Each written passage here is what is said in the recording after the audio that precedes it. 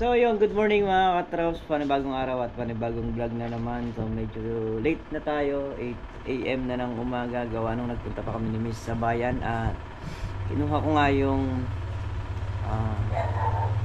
pera para din sa mga kasamahan natin. Dahil kahapon merong gumawa ng bob wire, may gumawa ng kubo. So binigyan sila ng extra income dun sa paggawa ng kubo saka dun sa paggawa ng bob wire. Saka yung panggas nila. So, nung nakaraan linggo, nakapagbigay ako sa kanila. So, ngayong linggo, hindi ako nakapagbigay at nawala na rin sa isip ko. Siguro sa dami rin nang iniintindi ko ng trabaho. Kaya, ngayon ko palang iaabot sa kanila. So, ayun, mga trops at trabaho nga natin ngayon. Puro patubig sa bukid. Kakapilang tayo tapos sibat na tayo rin. So yan mga traps, tayo bibili muna ng diesel saka gasolina. Bali yung mga pera nila, ang hindi ko na lang naibibigay yung kay Makmak. At wala pang ipagbalik natin sa natin na abot. Meron pa ba si Makmak? Ha? So yun nga mga traps, puro patubig tayo ngayon. Patubig tayo dito sa sitaw, sa talong, saka sa upo. Bakit? Bakit? Mahina yung gasol? Ting. Ayan at yung natin dito. Paubos na rin yung aming gas, sabi ni Makmak. Naku. Yes, medyo. Ayan. Saan ko lang to? So, check muna natin to kung sumansad na. Ito na yung size nung kanyang bunga. Ayan, ganyan na siya.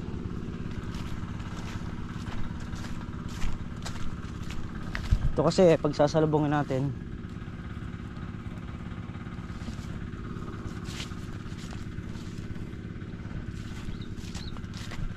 So ngayon dito muna yung isang diesel na gumagana. Tapos yung isa doon, yung Robin dun sa ano, sa upo.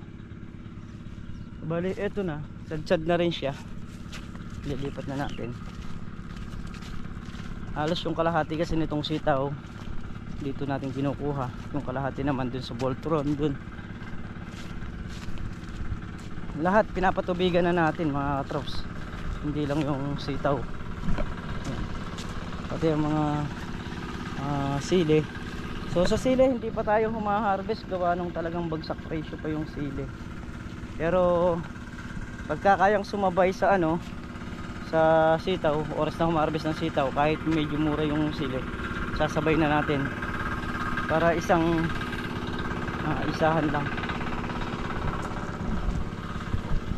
So ayun, dahil hindi marunong magluto ng tahong si Makmak, tayo magluluto.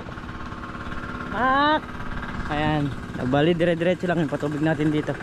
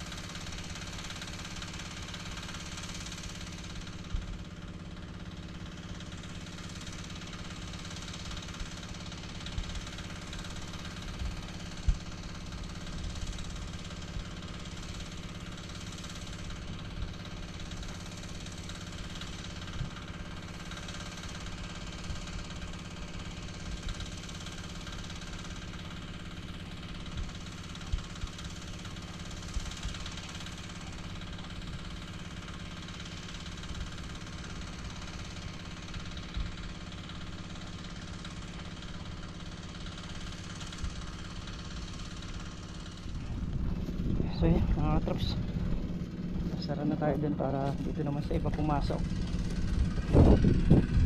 Yan mga kapatubig na yan. So dito naman tayo sa may tapat na ito magbubukas. Sasara ko muna yun sa may kanto.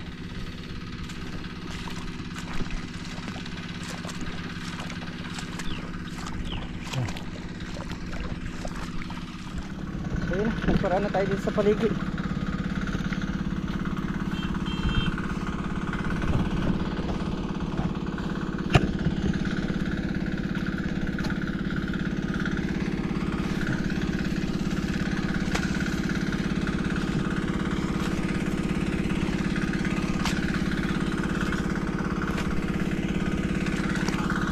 Ay.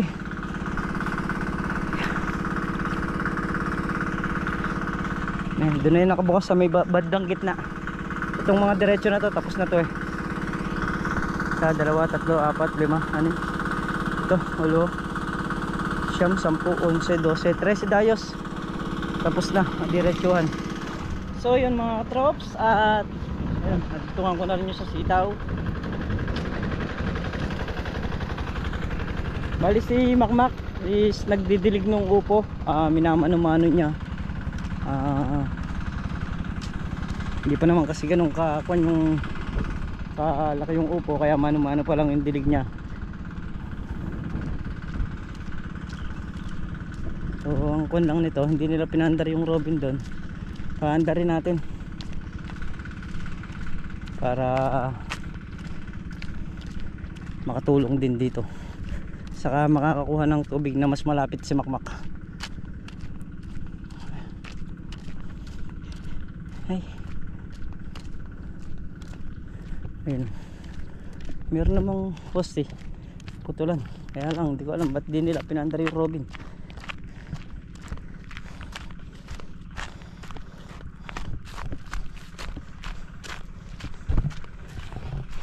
Paandarin ko muna. Ay. Init talaga, iba init. Ito na nga yung upo natin. 3 dahon na siya. Ayan, ito kahapon nadiligan. Bakit? Saan ka kukuha? Ayan yung robin, ba't di nyo pinapaandar? Ayan yung robin. Di alam. Hindi mo pinapaandar sa kanila. Ito lang yung putulan, no? Paandar mo na. So yan mga traps, at nagpaligo na rin tayo ng mga aso mga andito. Ayan, mga pinaliguan na natin. Gawa nung tirik na naman ng araw, sobrang init. Kung tayo na tao naiinitan yung pa yung mga hayop. Hindi lang makapagsalita yan, napaliguan mo ako eh.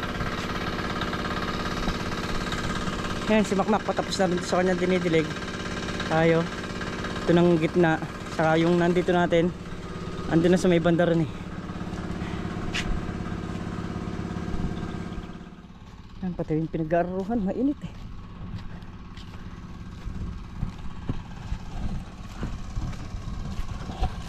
Puro pondo yung ulan, hindi naman binabagsak. Kaya ayan, puro patubig tayo ngayon. Lagay ko kung mga 3 araw lang, puro patubig. So ito, dito ko na pinatakbo yung diesel na malaki para kapagtulong na tong parehong diesel. So yung sa robin natin, nagpapaluwang pa tayo ng butas. Medyo mahina pa yung takbo ng tubig. Ay.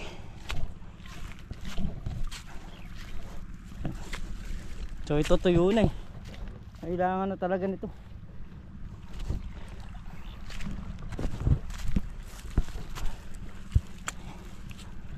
Kaya ito, inuna na natin to para ang sa ganun mayari muna tayo rito bago tayo bumagsak lahat sa baba. Yung tubig ito yung pinakadulo kasi, so mauna na tayo rito. Ito yung nahuling Pitondayos. Ayan, kapresko. Lumamig-lamig ng konti.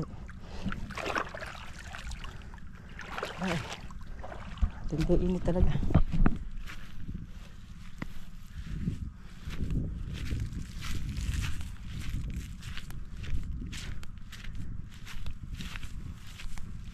So umabot yung umabot yung Pitondayos, may namumulaklak na rin.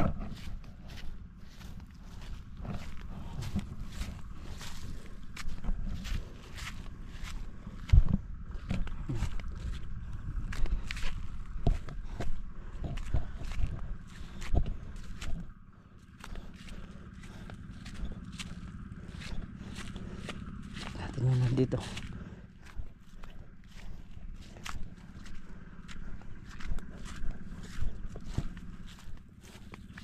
Hindi pinapatubigan natin dito sa kabila pa. Check ko lang. So ito yung pag nag-i-spray kami, nababagsakan ng tubig. Ito unabis na wala pa. Tuyo pa. Ayun. Ito yung huling patubig natin. So ito yung tinututukan.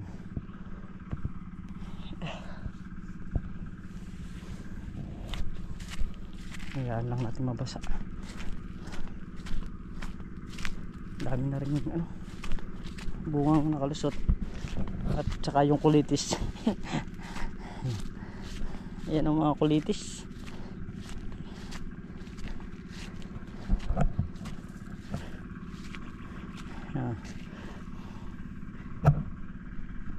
Bunga ng sitaw. So yakit lang namin yung talbos niyan, tapos tatabasin ulit namin yung sa may tabing puno para malinis. Ayun, sabi na yung tumatakbo.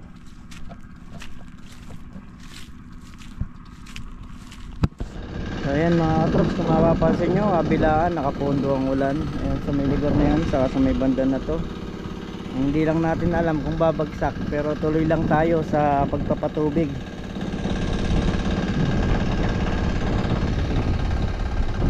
Bumuga, malamang mga katrops, bumuga yung ating hose sa baba.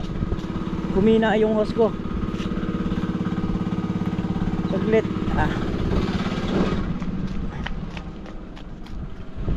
Ay hindi. Akala ko bumuga, hindi naman pala. Papandar muna tayo. Akala ko bumuga na eh.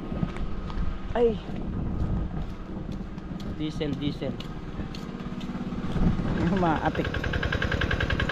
Maatik na.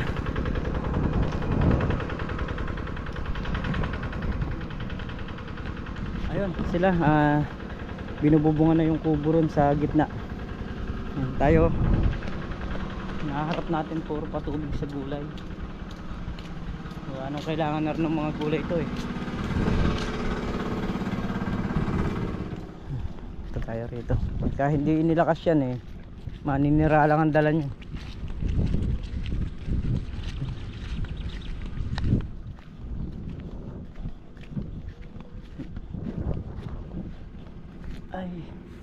Tayo ay magdudugtong na ng hose.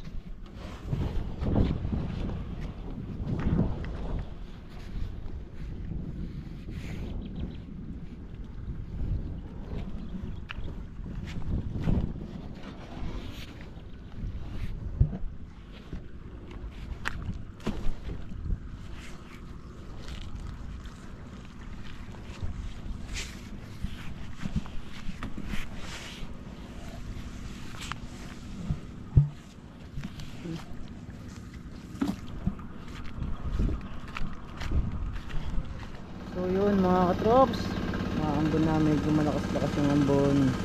Tuloy na sana. Ayan o, madilim. May lugar na dito sa kabila na wala.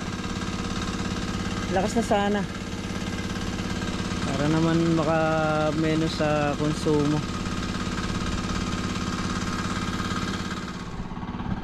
Ay, so ayun, umambon lang. Hindi naman tumuloy. At ayan, buti na lang hindi naman tayo nagkapatay kagad ng makina. Maninira ang dala nun, kaya kailangan nating magpaamoy ng gamot.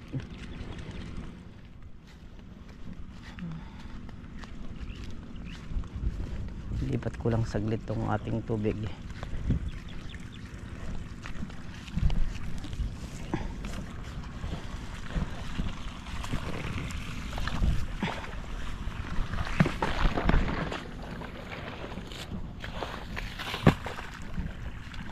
Dahil doon na tayo magpapatubig.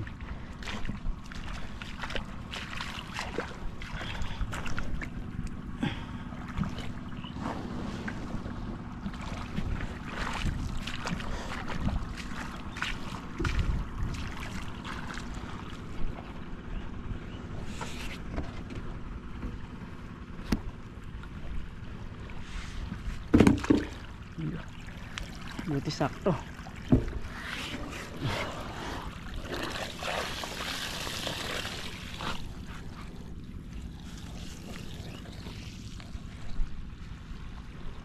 So yun, siguro dahil araw naman din ng linggo, dapat pahinga namin ngayon saka ng mga kasamahan ko rito sa bukid. So yun nga, dahil kailangan ng tubig ng mga halaman kaya nagpatubig tayo. Pero ganun pa man, siguro mga bandang alas 4 nito. So alas 3 na, mga alas 4, gagayakin ko na sila para medyo maaga ring mapahinga, kasi ilang araw na rin sunod-sunod na lalos hapon na talaga na uuwi. Minsan alas 7, pinakamako namin uwi alas 6, ganyan. O syempre, para makapagpahinga rin na maaga, kasi nga ako gaya ko, pagdating ko sa bahay mag-e-edit pa ako, mag-upload pa. So ganun din sila. Pagka naman hindi maraming trabaho sa bukid, kahit ako lang naman yung lumusong na mag-isa, okay lang. Kaya lang talagang ayun, ginagawa nga nila yung kubo, kaya ganun lumusong din sila. Tayo naman nagpapatubig tayo rito, kailangan na nung mga yung pagdating doon basa na yun. Dito sa may itaas nang gagaling na rin ng tubig. Baling bukas ng magang maga lusong tayo para naipagpatuloy natin yung pagpapatubig dito. So meron pa naman tayong 1 oras na magpapatubig, halos marami pa tayong mababawas.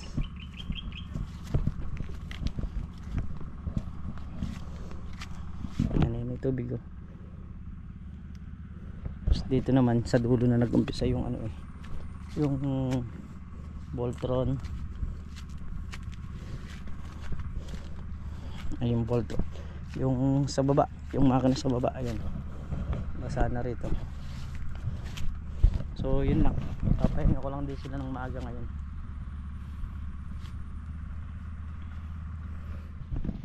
So yun, hayaan ko lang umaandar yung Robin dito, gawa nung magpapaluwang ng butas. Medyo mahina yung tubig ngayon. So yun natin, babalikan natin ito mamaya. Ay